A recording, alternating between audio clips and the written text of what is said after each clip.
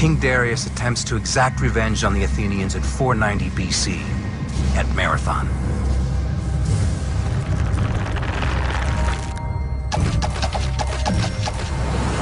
But so far, the Athenians have survived a massive Persian missile attack.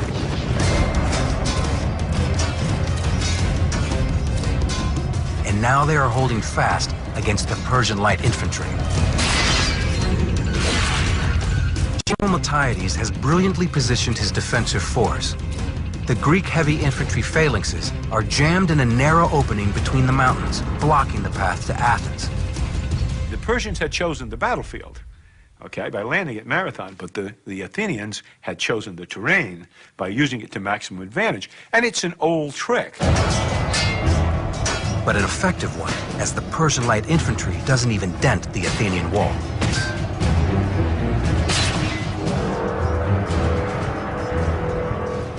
The Persian light infantry retreats, but now Miltiades must face the elite force of the Persian army, the heavy infantry, the Immortals. The legendary Immortals are the stormtroopers of the Persian Empire.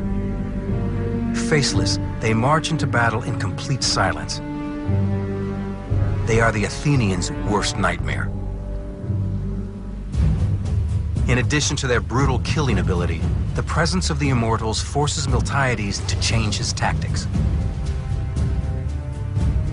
Miltiades, although he has prepared the battlefield expertly and to give him every advantage, still suffers from a great disadvantage. And that is the area in which he occupies, although it's relatively narrow, okay, is still wider than he has sufficient troops to cover.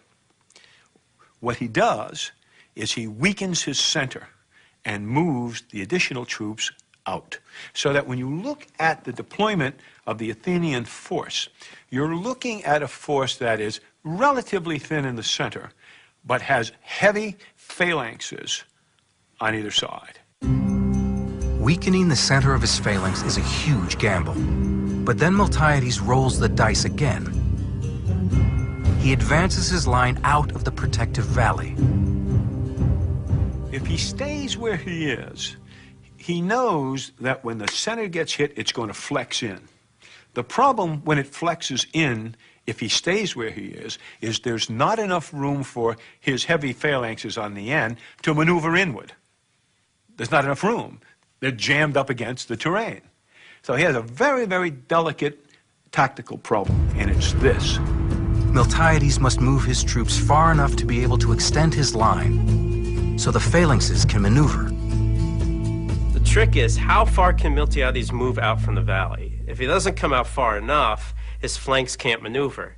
If he comes out too far, the Persians can get around his flanks and surround him. And remember, all this is happening on the fly. Miltiades won't know how far is too far until it happens. The Immortals close in. Miltiades needs to make his move. He orders his troops to redeploy. Herodotus tells us that Marathon is the first time the Greek hoplites ever ran into battle. And the reason they'd never done it before is that it's exhausting. The Greeks wear all this heavy armor and carry long spears.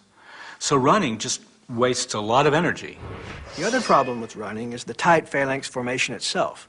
Their strength lies in their unit cohesion. If that breaks apart as they advance, they're immediately vulnerable. My guess is that Herodotus is describing a redeployment at the run, not a movement to contact at the run.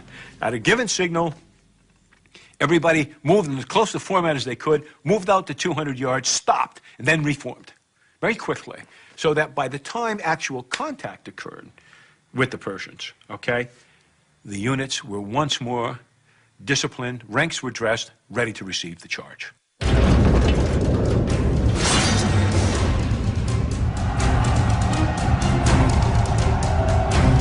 While historians debate many aspects of the Battle of Marathon, most agree about what happens next, an apocalypse of violence.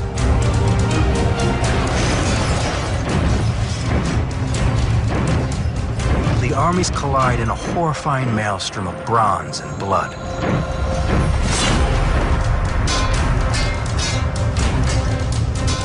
The battle is so intense that some Greeks report crazed visions of ghost warriors who crash through the lines and cut down men at random.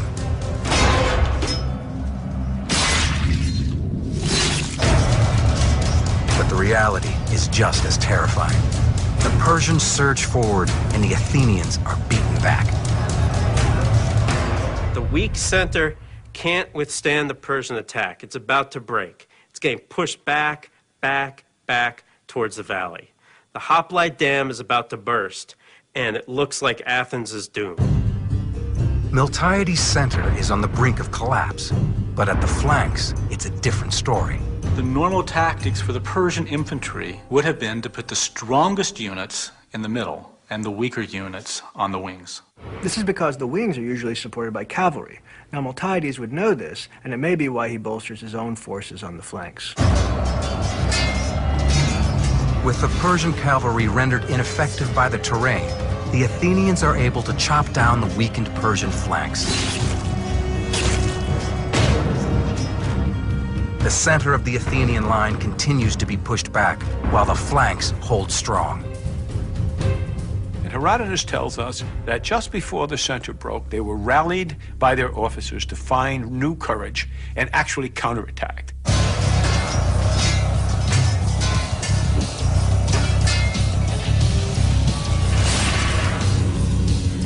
They counterattacked enough to stop the forward movement in the center. And at that point, the heavy phalanxes on the wings, bang, closed in on the side. Took them in the flanks, literally had them in the V, and literally slaughtered them. In a daring stroke of military brilliance, Miltiades has completely turned the tables on the Persians.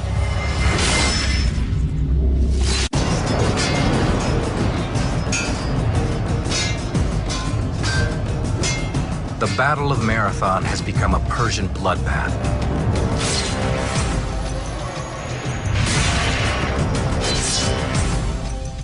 While keeping his flanks anchored, the Athenian general Miltiades has pulled the center of his line back, drawing the Persian infantry into a death trap.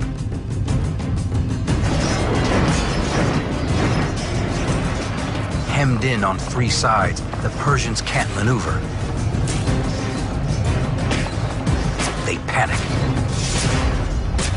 One of the reasons for their panic probably was something caused by the fog of war, and by something that happens to men in battle no matter how well they are trained or how well you are disciplined.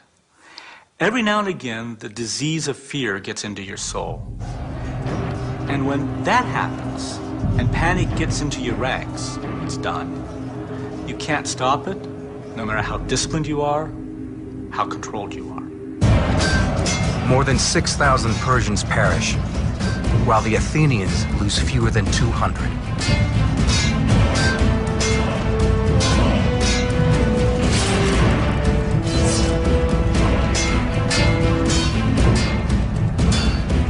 Among the Athenian dead, however, is Callimachus, whose tie-breaking vote pushed the Athenians into battle. Some cite Marathon as the first known example of the pincer maneuver, or what's called a double envelopment. But this isn't truly the case because Miltiades only uses one force, so he does not completely envelop the enemy. The Persians still have an avenue of retreat. And they use it. The Persians race back toward the beach. Some say the Athenians immediately chased the Persians back to their ships, but this is pretty unlikely since the Athenians would be completely exhausted at this point. What likely happened is Miltiades and his men rested until they were able to go back on the offensive. It took a considerable time for the Persians to try to grab what's left, their wounded, their horses, and put them try to get them on the boats. It might have taken, several hours, 8 to 10 hours. At some point, the Greeks were rested, and at some point, they reformed, and now they began, pursuit is too strong a word, they began literally marching towards the beach, in order to encourage, let us say, the Persians to leave. Fighting breaks out again as the Persian rear guard tries to protect the retreat.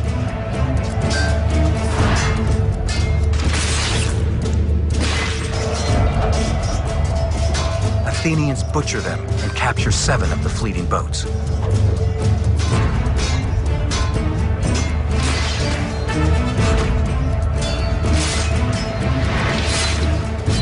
Herodotus recounts a story where a Greek soldier grabs a boat with his left hand and has it chopped off by the fleeing Persians. Undaunted, he grabs the boat with his right hand. It also gets chopped off. So the Greek soldier bites the boat and tries to hold it on the beach with his teeth. This is the kind of hyperbole that Herodotus is known for. The Athenians rout the Persian infantry, but the danger isn't over yet. The Persians aren't sailing back to Asia. They're heading straight for Athens. Miltiades sends a Greek messenger from Marathon to Athens with news of the victory. The Athenian runs the 26 miles from Marathon to Athens, runs into the town square, yells up his hands, Nike, which means victory, and drops dead, probably of a heart attack or a stroke. And this is where we get the phrase, to run a marathon. 26 miles, the distance from Marathon to Athens. But at the same time that this inaugural race is being run, Miltiades realizes that the fight is not yet over.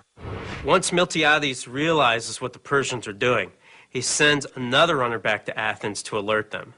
Then he assembles his troops for a forced night march back to the city.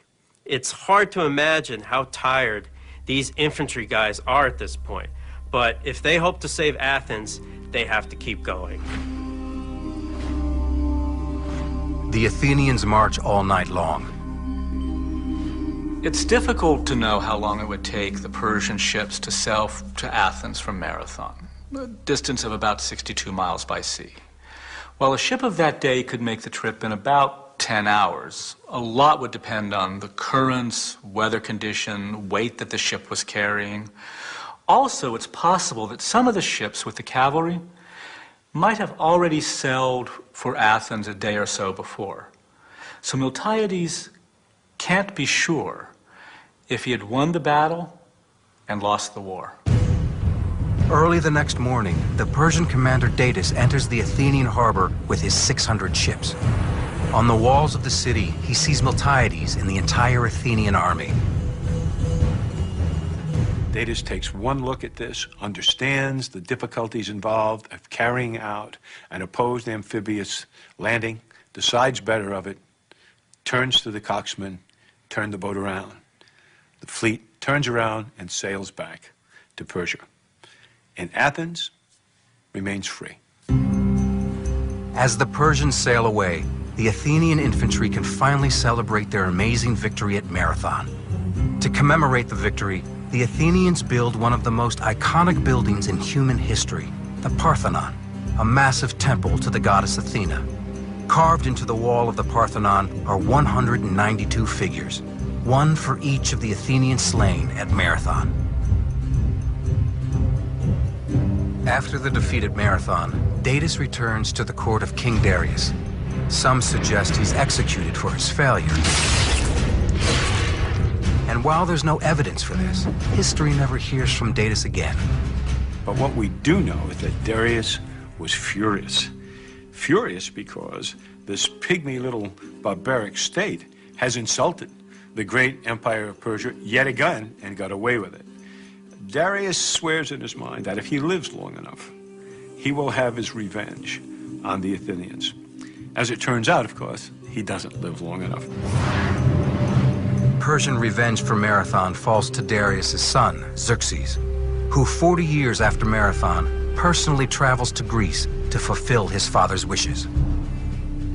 This transmission of the desire for revenge against Athens sets up, 40 years later, one of the signature battles of Western military history, the last stand of the 300 at the pass of Thermopylae.